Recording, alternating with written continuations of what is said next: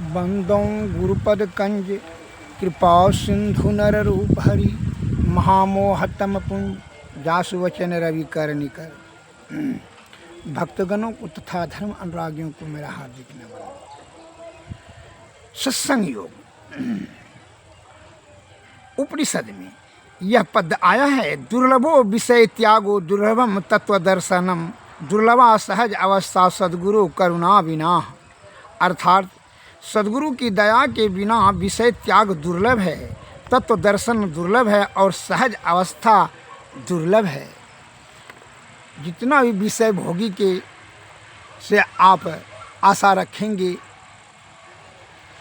कि यह सद्बुद्धि से उपकार करेगा या इसको सद्बुद्धि हो जाएगा, अतः इसके ज्ञान को अमल कर करके आप सुखी होने की जो चेष्टा रखेंगे, यह सबसे बड़ी भारी भूल होगी। और विषय का त्याग बिना सद्गुरु की कृपा से दुर्लभ है, इसलिए विषय त्याग करने की शक्ति सद्गुरु के शरण में जाकर के ही प्राप्त कर सकते हैं आप। और सहज अवस्था भी बड़ा दुर्लभ है। तत्व दर्शन, जो ईश्वर दर्शन करने की जो लालसा रखे हैं, तत्व दर्शन भी बड़ा दुर्लभ है। अतः इसलिए संत वाणी में आया है कि तीन लोक नौ खंड में गुरु से बड़ा न कोई, करता जो ना करी सके गुरु करे से हो। बिन गुरु नर भव तरई न कोई, जो भी रंग शंकर श्याम होई। आप ब्रह्मा विष्णु महेश के समान हो जाएं, लेकिन बिना सद्गुरु के कृपा से आप विषय त्याग नहीं सकेंगे और ईश्वर की प्राप्ति, यह जीवात्मा का कल्याण नहीं हो सकेगा। अतः क्यों अपने अपने विषय भोगी अपने अपने जरूरत के हिसाब से ही वह शब्द का प्रयोग करेगा और अपना मंतव्य आपको बताएगा और वो जीवन में अमल करेगा। कैसे, मैं बता देता हूँ, एक उदाहरण देता हूँ। एक निंगड़ा था, एक अंधा था। वह जंगल में रहता था, वहाँ आग लग गया किसी प्रकार से। जंगल में किसी प्रकार से आग लग जाने से वह बड़ा मुश्किल में पड़ गया, घोर संकट आ गया। निंगड़ा और अंधा, तो दोनों सोचा अंधा हम किधर जाएंगे, हम भी नहीं बच सकते हैं। और निंगड़ा सोचा तो हम तो भाग नहीं सकते हैं, तो ये आग के लपेटे में फंस कर करके मृत्यु तो अब निश्चित है। अतः दोनों को जरूरत आ गया एक दूसरे का। तो निंगड़ा ने अंधा को कहा, सुनो, तुम्हारा पैर सही सलामत, तू हमको कंधा पर उठा और हम तुमको बताते जा रहे हैं, तब जो है दोनों का प्राण बचेगा। तो अंधा ने कहा ठीक है, कहा उसको भी प्राण बचाने की ज़रूरत था, कहा ठीक है। इस प्रकार अंधा ने निंगड़ा को कंधा पर ले लिया और निंगड़ा का तो आँख सही था, वह बताते गया और वह निकल गया, आग के लपेटों से निकल गया। इस प्रकार दोनों का प्राण बच गया। आप प्राण बच जाने के उपरांत जो है अपना अपना प्रशंसा बड़ाई का बखान करने लगा। तो बड़ाई का उम्मीद है, बड़ाई प्राप्त करने का लालसा किसको नहीं होता है। काम भले कम हो, लेकिन बड़ाई की प्राप्त करने की जो इच्छा है, लालसा है, वह तो अत्यंत प्रबल होता है। इसलिए दोनों ने अपना अभिमान में कहा था, देखो हम ही थे। अंधा ने कहा हम ही थे, तब ने तुमको हम जो है कंधा पर लेकर के आए और तुम्हारा प्राण रक्षा हुआ, नहीं तो तुम मर जाते। तो निंगड़ा ने कहा कि अगर हम नहीं बताते तो तू आग के लपेट से निकल कैसे पाता, इसलिए हम थे तभी तो तुम्हारा प्राण बचा। कहे ना, हम तुमसे श्रेष्ठ हैं, हमरो पैरे नहीं रहता तो भागते कैसे। उसने कहा हमको आँख नहीं रहता तो फिर देख कर करके निकलते कैसे। दोनों ने अपने अपने बड़ाई प्राप्त करने के लिए दोनों ने जो है अपना अपना तर्क रख रहा था। इस समय दोनों में झंझट हो गया, शत्रुता पैदा हो गया। कहा दोनों का अभिमान तो बराबर था, तो दोनों में शत्रुता हो गया, दुश्मनी भाव हो गया। अब दुश्मनी विषय इतना बलवती होता है कि उसको रोक पाना बड़ा मुश्किल है। इसने मन में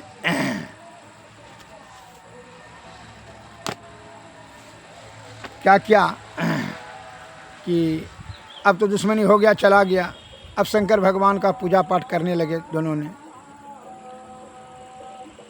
भिक तिक मांग कर आते थे, मंदिर में रहते थे, तो शंकर भगवान खुश हो गए। कहा ठीक है, पूजा पाठ से बड़ा हृदय से किया। तो शंकर भगवान ने कहा ठीक है, मांगो तुम वरदान। अंधा को कहा कि तू वरदान मांगो, हम खुश हैं। तो अंधा ने मांगा वरदान, प्रभु अगर यदि आप खुश हैं तो आप एक काम कीजिए कि हाँ क्या कि वो जो अंधा का है दोनों पैर निंगड़ा हो जाए। तो भगवान बड़ा आश्चर्य में पड़ गया। अगर तुम अपना कोई सही वरदान मांगो सुख प्राप्त करने के लिए। कहा नहीं भगवान जय दे दीजिए। बहुत जो है ना वो अपने आप को वो बहुत बड़ा हीरो समझता है, जो है उससे हमको दुश्मनी है, उसका दोनों पैर रद्दी कर दीजिए, पैर का शक्ति खत्म कर दीजिए। कहा ठीक है। अब भगवान जो है वह अंधा के पास में आया, कहा मंगो वरदान।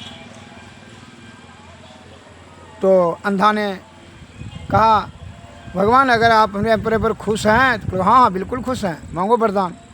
कहा कि वो अंधा वो नेंगड़ा का जो है आँख है दोनों अंधा हो जाए। बड़ा आँख पर उसको घमंड है, आँख का हमको बड़ा बखान कर रहा था। बहुत हमारा प्योर दुश्मन वही है, उसका दोनों आँख फूट जाए, रोशनी खत्म हो जाए, वो आँख अंधा हो जाए वो नेंगड़ा। कह रहे दूसरा कोई वरदान मांग तो कहने नहीं प्रभु आप यही दे वरदान दीजिए। क्योंकि ठीक है ऐसा ही होगा। तो भगवान को बड़ा आश्चर्य हुआ कि बड़ा मुश्किल है, कितना विषय बलवती होता है कि अपना अपना परिस्थिति के अनुसार से आदमी मन और अहंकार के चपेटे में रह कर करके वही चीज़ मांगता है जो कि मन और अहंकार कहता है।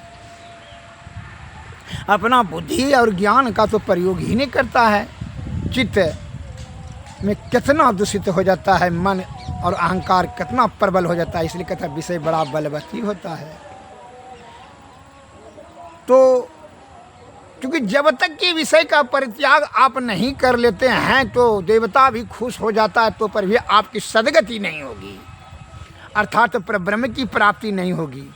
क्योंकि इसलिए कि विषय में आसक्ति होने के कारण से विषय के अंतर्गत में ही जो इतना ज्ञान है वही चीज़ आप मांगिएगा। आप बहुत से भक्तगण देखते हैं अमरनाथ गुफा, देवघर, काशी, जमुना, प्रयाग सब जा रहे हैं तो क्या मांगता है? कोई बेटा दे दीजिए भगवान, कोई धन दे दीजिए, कोई खूबसूरती स्त्री दे दीजिए, मकान दीजिए, दुकान दीजिए, पोता दीजिए, स्वस्थ शरीर दीजिए। मैंने कुछ न कुछ मांगना ही है वो विषय के अंतर्गत में ही। हे भगवान आप स्वयं अपने आप में हमको मिला लीजिए, ऐसा नहीं कोई कहता है। ये हमारे जीव आत्मा को परमात्मा में मिला दीजिए, ऐसा नहीं कोई कहता है। बल्कि वह विषय के अंतर्गत में इसलिए कहता है कि यह ब्रह्म प्राप्ति अर्थात आवागमन का छुटकारा पाने के लिए जीवात्मा के प्रेम कल्याण हेतु क्या करना होगा। इसलिए संत महात्मा आदि काल से कहते हैं कि यह आडंबर और पाखंड से नहीं होगा, यह मोक्ष की प्राप्ति ताम झाम करने से नहीं होगा। जो विषय के अंतर्गत इंद्रियां अतीत होकर के अंतर्मुखी अंतर साधना होकर के जो नरानुसंधान से जीवात्मा को दशम द्वार होकर सुषमना नाड़ी होकर करके शब्द मंडल के ऊपर सार शब्द में पहुंचा देगा, तब जो है वह निशब्द में जाएगा, तभी यह परमात्मा की प्राप्ति हो जाएगी। फिर इसका जीवन मरण से छुटकारा होगा। और जब तक कि यह अध्यात्म ज्ञान साधु का संगति और विषय का त्याग और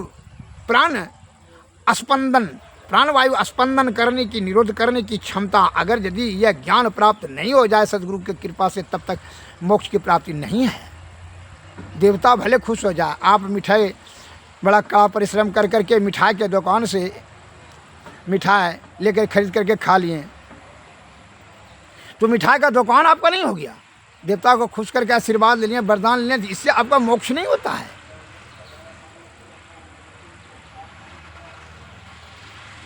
मोक्ष मिठाई का दुकान तभी हो जाए कि मिठाई वाला का स्वयं आप पुत्र बन जाए, मिठाई का दुकान अपने आप आपका हो जाए, फिर आपको खरीदने का जरूरत नहीं रहेगा। नहीं तो फिर कमा करके, जब मिठाई खाने का मन हो तो कमा करके पैसा जुटाइए, फिर उससे लीजिए। उसमें आज जलेबी खाने का मन है, रसगुल्ला खाने का, तो उसी पर पूरा परिश्रम कीजिए, तपस्या कीजिए, भजन कीजिए, मंत्र जाप कीजिए, ईश्वर को, देवता का खुद कीजिए, काली माँ, दुर्गा माँ और सभी देवी देवता को सब खुद, जिनको जिनके पर अभिष्ट देव है उनको खुश कर करके आप वरदान प्राप्त कर सकते हैं। मोक्ष नहीं कर सकते हैं। मोक्ष प्राप्ति करने के लिए हमारे गुरु महाराज का कहना है कि नदानुसंधान विधि से सुरत शब्द योग के द्वारा दसम द्वार से होकर करके सुषमना नाड़ी होकर करके आपको क्या करना होगा, इंद्रियातीत हो जाना होगा। अंतर्मुखी अंतर साधना से सतत ध्यान करने से विषय वासना छिन्न हो जाता है और सद्गुरु की कृपा से ही आपका विषय त्याग करने की शक्ति प्राप्त होगी, अन्यथा विषय बड़ा बलवती होता है। आप देखिए, भगवान खुश होने के बाद भी क्या विषय के अंतर्गत में सोचा कि वह उसको क्या मांग लिया, जब अपना सुखी होने के लिए नहीं कुछ मांगा, बल्कि ईर्षा का भाव रख कर करके उसको जो है अंधा का निंगड़ा बनवा दिया ईश्वर के माध्यम से, और अंधा ने भी उसको जो है अंधा बना दिया, टांग छीन लिया, निंगड़ा बना दिया। इस प्रकार से यह क्रोध और ईर्षा और जलन का भाव है, ईर्षा का भाव है। इसलिए कहता है काम क्रोध मद मोह त्यागो, तृष्णा तजी गुरु भक्ति में लागो। भक्ति विहीन नर सोबै कैसे, अबिनु जलवारिद देखई तैसे।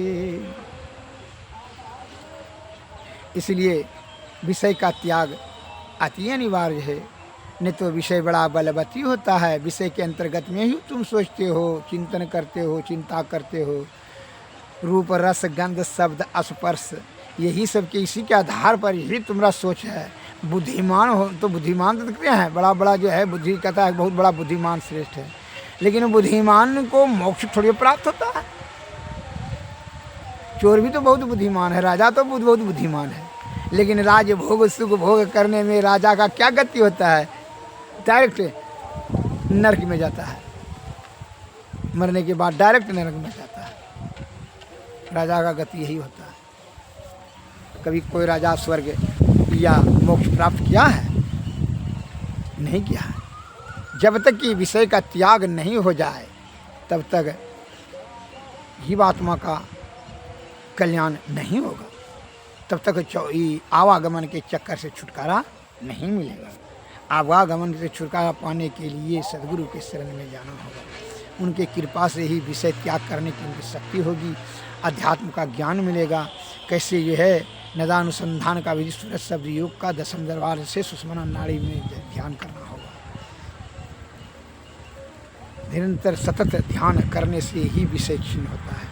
इसलिए गुरु संत महात्मा लोग कहते हैं, करु सत्संग भरम गण टूटे, बिनु सत्संग किए दुख पावे, पकड़ी पकड़ी जम लूटे, करु सत्संग भरम गण टूटे, सत्संगति सब विधि दुख सुखदाई, पाप गगरिया फूटे, दुख दरिद्र निकट नहीं आवे, काल जाल भ्रम छूटे, कोई कोई हंसा विवेक जियरा, ज्ञान रतन धन लूटे, कहे कबीर सुनो धर्मदासा, जन्म मरण भय छूटे।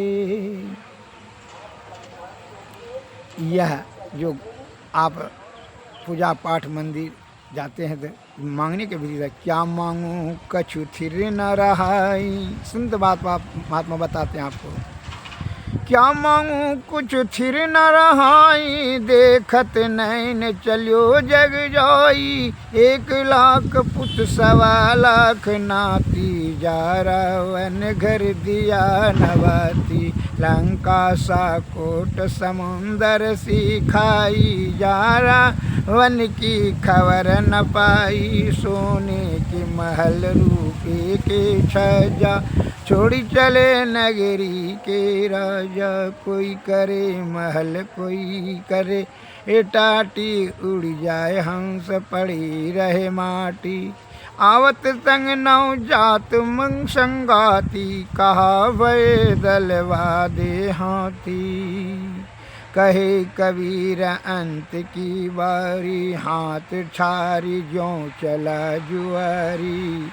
क्या मांगू कछु थिर न रहाई, देखत नैन चलियो जग जाई। श्री श्री गुरु से करे मेल गवारा, क्या सोवत बारंबार। जब पार उतरना चाहिए, तब के वट से मिल रही। जब उतरी जाय भव पारा, तब छूटे यह संसार। जब दर्शन देखा चाहिए, तब दर्पण मान्यत रही। जब दर्पण लागी काई, तब दरस कहाँ ते पाई। जब गढ़ पर बजी बधाई, तब देख तमाशे जाई। जब गढ़ बिच होत सकेला, तब हंता चलत अकेला। कहे कबीर देख मन करनी, वाके अंतर बीच कतरनी। कतरनी की गांठी न छूटे, तब पकड़ी पकड़ी जम लूटे। गुरु से कर मेल गंवारा, क्या सोचत बारंबार। गुरु की महिमा या पार, भक्ति की महिमा या पार। निगुरा क्या जाने, गुरु की भक्ति अति है झीनी, जैसे मकरी की तार। गुरु भक्ति की महिमा अपार, निगरा क्या जाने। भव जल नदिया गम बह धरवा, जिसमें 84 की धार। गुरु भक्ति की महिमा अपार, निगरा क्या जाने। बिनु गुरु भक्ति पड़े जम फांसी, बिनु गुरु भक्ति पड़े जम फांसी। जम का खाएगा मार, गुरु भक्ति गुरु की भक्ति कटे जम फांसी। जम के मुख पर चार, गुरु भक्ति की महिमा अपार, निगरा क्या जाने।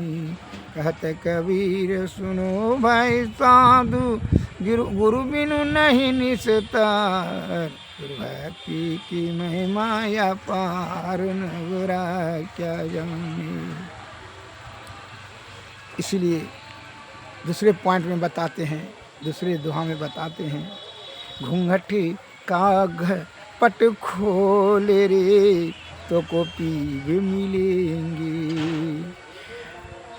घट में हुआ साई रमता, कटुक वचन मत बोल रे। घूंघट का पट खोल रे, तो को पीब मिलेंगे। धन यौवन का गर्व न कीजिए, झूठा पंच रंग चोल रे।